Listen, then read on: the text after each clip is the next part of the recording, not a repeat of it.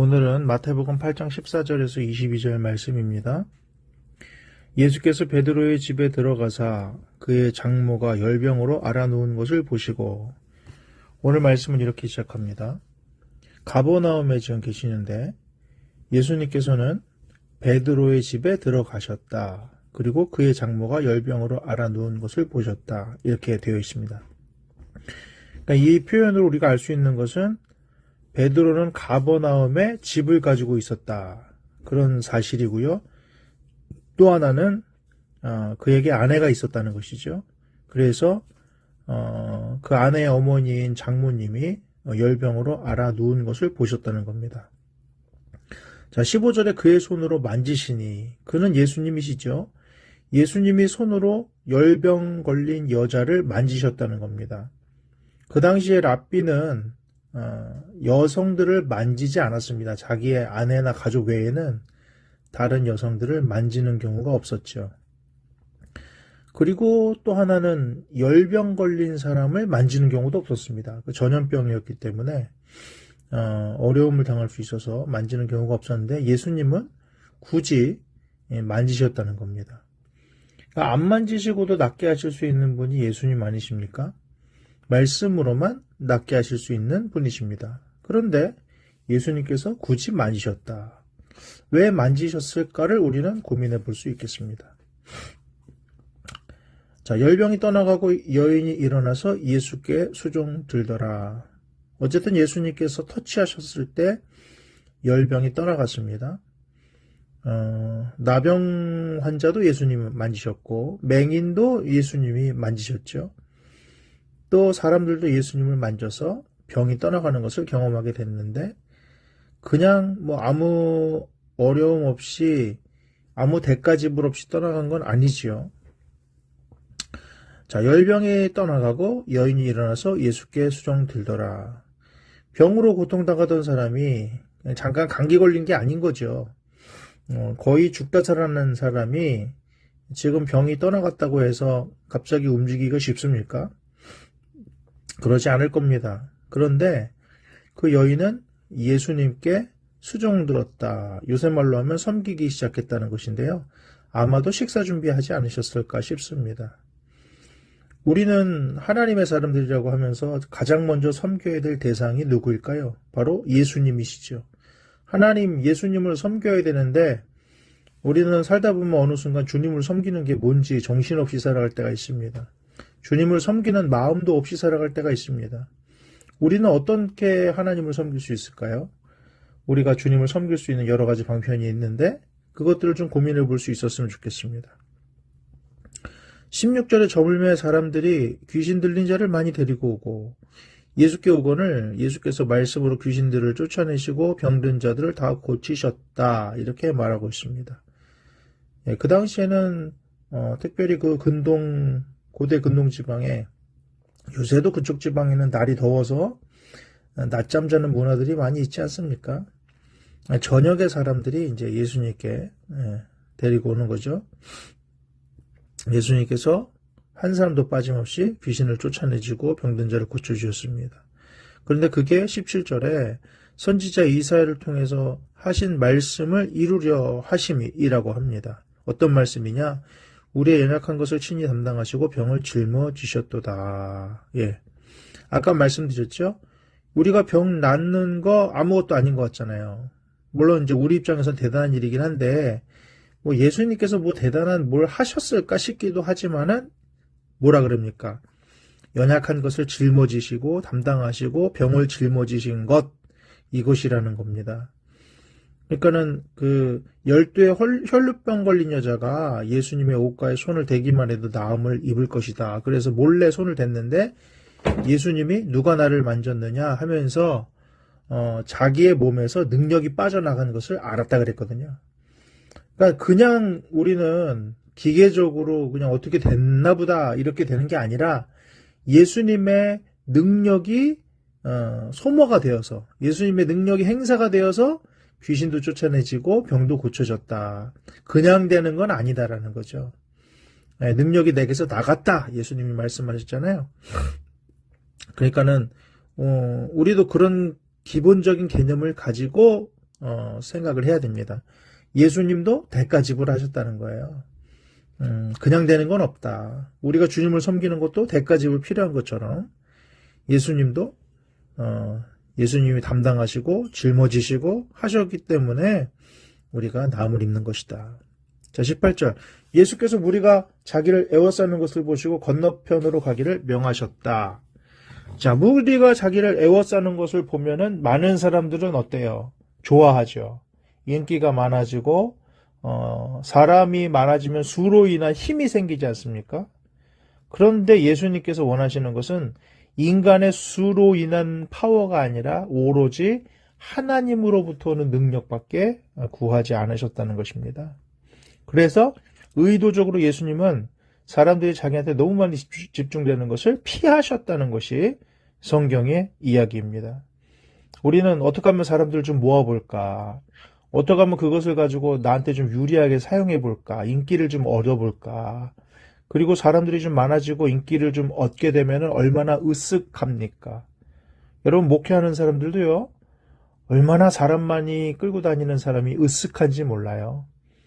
우리는 뭐 수에 있는 게 아니라 하나님의 의지와 하나님의 능력과 하나님의 뜻에 달려 있다. 우리는 거기에 목숨 걸고 사는 사람들이라고 말은 하지만 얼마나 이 수적인 것에 집착하게 됩니까? 우리의 타락한 본성상 재정이 많아지고 대우가 좋아지고 내가 영향력을 미칠 수 있는 사람들이 많아지면 사람들이 달라지잖아요. 얼마나 거들먹거리고 얼마나 잘난 척하고 얼마나 겸손을 위장합니까? 예수님은 의도적으로 피하셨다라고 말하고 있습니다. 자, 그때 19절 한 서기관이 나와서 예수님께 아뢰입니다. 선생님, 어디로 가든지 저는 따르겠습니다. 이 서기관 율법학자는 나름대로의 결기와 의지를 보여준 겁니다. 대단하지 않습니까? 선생님, 어디로 가든지 저는 따르겠습니다. 그러면 예수님이 칭찬해 줘야 되잖아요. 야, 너 참 똑똑하고 훌륭한 애인데 나를 따르려고 그러는구나. 대단하다. 이렇게 말씀해 주면 좋잖아요. 그런데 예수님 뭐라 그러십니까? 20절에 여우도 굴이 있고 공중의 새도 거처가 있으되 인자는 머리둘 곳이 없다. 예, 가버나움에 가셨는데도 자기 집은 없고 베드로의 집이 있어서 거기서 머무시잖아요. 뭐 그런 겁니다. 그러니까는 왜 굳이 이런 얘기를 할까요? 저는 따르겠습니다. 그럼 그래, 잘 따라봐라. 이러면 좋은데, 야, 나는 거처도 없어. 나는 짐승만도 못한 삶을 살아. 이렇게 말씀하신 이유가 뭡니까? 네가 나를 따른다는 것의 의미가 뭔지를 한번 생각해 보라는 거죠. 예수님을 따른다는 것의 의미는 뭡니까? 바로 그런 삶이에요. 이 세상적으로 봤을 때는 거처도 없고, 이 세상적으로 봤을 때는 뭔가 소망 없는 삶이라는 것입니다. 이 세상에선 집이 있어야 되고요. 좋은 차도 있어야 되고요. 예, 좋은 학교도 나와야 되고요. 좋은 게 너무 많잖아요. 여행도 좀 다니고 싶고요. 맛있는 것도 좀 먹고 싶습니다. 그런데 예수님을 진짜로 따라가려고 하다 보면 그런 거를 포기해야 된다는 거예요. 그게 예수님 따라가는 삶이라는 겁니다. 너 그거 알고 지금 나 따라온다 그러느냐? 하고 예수님이 말씀하시는 거예요. 많은 사람들이 예수님을 따르려고 했는데 그 이유 중에 하나가 뭡니까? 심지어는 제자들도 나중에 예수님이 정권 잡으면은 그의 좌우편에 앉기 위해서 그런 소망을 가지고 예수님을 따라가기도 했습니다. 여러분, 우리는 예수님을 따르는 자들이라고 하면서 예수님을 따라가는 것이 무엇인지 모를 때가 많아요. 그러니까 나중에 이럴 줄 몰랐습니다. 주님 어떻게 나한테 이러실 수 있습니다. 나 이렇게 내가 뭐 그렇게 주님께 잘못했습니까? 나 왜 이렇게 힘들게 삽니까? 나 왜 거처도 없습니까? 나 왜 먹는 것도 마음대로 못 먹고 다른 사람 누리는 거 마음대로 못 누립니까? 예. 예수님께서는 오늘 말씀하세요. 인자는 머리 둘 곳조차 없다. 그게 내가 가는 길이고 그런데 너는 그 길을 따르겠느냐? 이렇게 주님이 질문하십니다. 서기관이 뭐라고 대답했습니까? 대답 안 했습니다. 몰라요 지금. 그래서 서기관이 따라갔다든가 그래서 서기관이 고민하면서 그 자리를 벗어났다든가 뭐 이런 내용이 없습니다. 그 이유는 뭘까요? 우리한테 물어보는 거예요. 이 말씀을 보고 있는 우리한테 물어봅니다. 너 예수님을 따르는 길이 이런 길인데 너 따를 거야? 너 이런 길인데도 따른다고 할 수 있겠어? 이런 길인데도 나 사랑한다고 할 수 있겠어? 예수님께서 물어보시는 거죠. 예, 그런 정도의 결기가 있어야 되는 거예요. 그냥 내가 지금 좀 고생해서 나중에 좀 좋은 것으로 보답받겠습니다. 이런 게 아닌 거예요. 예수님을 따라가는 삶이라는 것은 이 땅이 아니라 하늘에서 보상받겠습니다라는 의미가 강하다는 겁니다. 우리는 머리로는 그거를 얼마나 잘 알아요? 그러나 실상에서 그런 문제가 부딪히면 주님 저에게 어떻게 이러실 수 있습니까? 주님 정말 저 이렇게 살다 죽어야 됩니까? 이게 우리의 반응이 때가 많지 않습니까?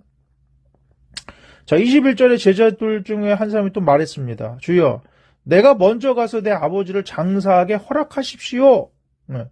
유대교에서는 장사를 지낼 때 1차, 2차 이렇게 장사 지냈습니다. 1차는 뭐냐면 사람이 죽으면 바로 장사 지내는 거죠. 두 번째로는 예수님도 그래서 무덤에 놨잖아요.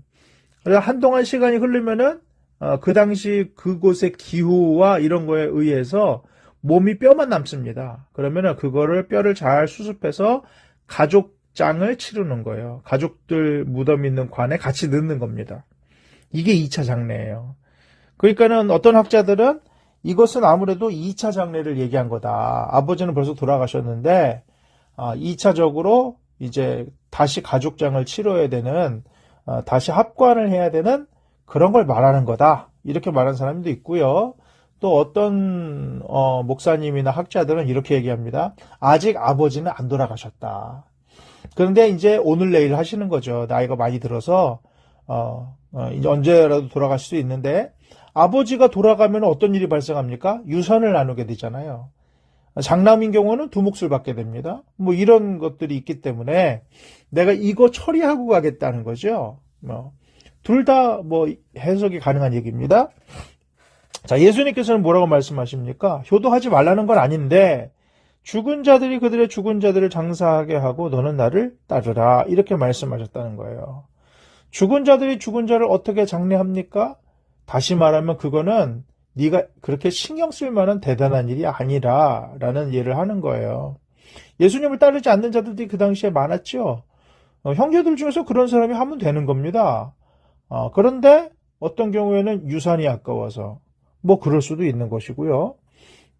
어떤 경우에는 좀 주저주저 하는 거죠. 지금 당장 주님을 따르기는 어렵습니다. 이 얘기를 하는 거죠. 그런데 재미있는 것은 이 사람이 누구래요? 제자 중에 또 한 사람이라 그럽니다. 이미 어떤 면에 있어서는 주님을 따르는 사람이에요. 그런 부분들이 있다는 거죠. 그때 예수님께서 하신 말씀, 결국은 너는 나를 따르라. 이 얘기 무슨 말입니까? 우선순위가 정확해야 된다는 거예요. 우선순위가 효도하고 인간의 도리를 하고 이런 거 되게 중요합니다. 중요한 일이에요. 그러나 우선순위는 예수님을 따르는 게 돼야 된다. 여러분 저는 목회를 하잖아요. 목회를 하면요. 흔히 말하는 세상적으로 말하는 자식 노릇, 인간 노릇 잘 못합니다. 부모는 늙어가고 자식은 부모에게 여러 가지 지원을 해야 되잖아요. 못합니다. 우리 살기도 급급해요. 그런 삶을 살 수밖에 없어요. 그리고 주말 되고 그래도 어디 못 갑니다. 교회 일을 해야 되기 때문에. 흔히 말하는 자식 노릇을 할 수가 없습니다. 그러나 이 길이 맞는 길이고 이 길이 중요한 길이고 예수님이 부른 길이라고 생각해서 그냥 머무는 거죠. 너는 나를 따르라. 이게 우선순위가 돼야 된다. 그리고 이게 정말 급한 일이고 이게 정말 중요한 일이다 라고 예수님이 말씀하시는 겁니다. 우리도 그런 마음이 있을까? 내가 인간 노릇하는 거 얼마나 중요해요. 우리는 사회적인 동물 아닙니까? 인간은 사회적 동물인데 우리도 본능적으로 본성적으로 또 부모에게 효도하고 싶은 마음도 있습니다. 그거 싫은 사람이 어디 있어요? 나름대로의 역할을 감당하기 싫은 사람이 어디 있습니까? 그러나 우선순위가 있다는 것을 우리는 기억해야 됩니다. 말씀을 마치겠습니다. 오늘 말씀 보면 예수님께서 병을 고쳐주셨어요. 예수님께서는 병만 고쳐주시는 게 아니라 터치를 통하여 관계까지 회복시켜주시는 하나님이라는 것을 우리는 기억해야 됩니다. 중요한 것은 예수님과의 관계입니다. 그래서 그 관계를 통하여 회복된 사람들의 특징은 뭡니까? 예수님께 수종 들더라. 우리는 하나님을 섬기기 위해서 존재한다는 사실을 잊어버리면 안 됩니다. 우리가 괜찮아졌습니까? 건강해졌습니까? 뭔가 문제가 해결됐습니까? 그게 중요한 게 아니라 그렇다고 한다면 그때부터는 우리를 창조하신 하나님의 목적대로 움직여야 될 때다. 이것이 바로 하나님을 섬기는 것입니다. 여러분은 어떻게 하나님을 섬기시겠습니까? 찬양을 하면서 하나님을 섬기실 수 있습니다. 말씀을 보면서 하나님을 섬길 수 있습니다. 주님의 손과 발이 되어서 힘든 사람을 도와주고 복음을 전하는 것으로 하나님께 영광 올려드릴 수도 있습니다. 우리가 문제가 해결됐다고 한다면 진짜 우리의 자리는 하나님을 섬기는 자리라는 것을 기억할 수 있기를 바랍니다. 그냥 된다고요? 아니요. 예수님도 우리 병 고치실 때 대가 지불하셨습니다. 우리도 주님을 섬기는 것에는 대가 지불이 필요합니다. 그냥 되는 건 없습니다. 또 예수님 어떠셨다 그랬습니까? 사람들의 인기를 구하지 않아서 수에 연연하지 않았습니다. 오히려 피하셨습니다. 왜? 자신답게 하나님의 아들답게 하나님께서 맡겨주신 일을 감당할 수 있는 능력은 오직 하늘에서 오기 때문에 그렇습니다. 우리는 착각해요. 사람을 많이 모으고 사람들로부터 영향력을 받으면 내가 뭔가를 해낼 수 있다고 생각합니다. 그것은 하늘나라의 상급이 없을 수도 있어요. 하나님의 능력으로 감당한 것만 하늘의 상급이 있다고 생각합니다. 그러므로 사람 쫓아다니지 말고 수에 너무 연연하지 말고 하나님으로부터 오는 능력을 취할 수 있는 저와 여러분 되시기를 바랍니다. 주님께서는 오늘도 말씀하고 계세요. 너 나를 따르기를 원하느냐? 그렇다면 대가 지불해야 된다. 야, 나는 머리 둘 곳도 없는 자야. 그런 나를 따라오겠느냐? 오늘 주님께서 묻고 계십니다. 또 우선순위가 나라는 것을 너는 기억하고 있겠느냐? 너도 인간 노릇해야지. 너도 사람 노릇해야지. 너도 사회생활 해야지. 하지만 그 모든 것 위에 나를 따르는 것, 이것이 가장 중요하고 가장 시급하고 가장 우선순위의 위를 차지한다는 것을 너는 인정하느냐? 오늘도 주님께서는 우리에게 묻고 계십니다. 주님의 질문 앞에 아멘, 그렇습니다. 주님, 저는 대가 지불하겠습니다. 주님, 저는 하늘의 가치를 따르겠습니다. 주님, 저는 우선순위의 가장 윗줄에 당신을 두고 당신을 섬기겠습니다. 고백할 수 있는 저와 여러분 되시기를 주님의 이름으로 축복합니다. 아멘.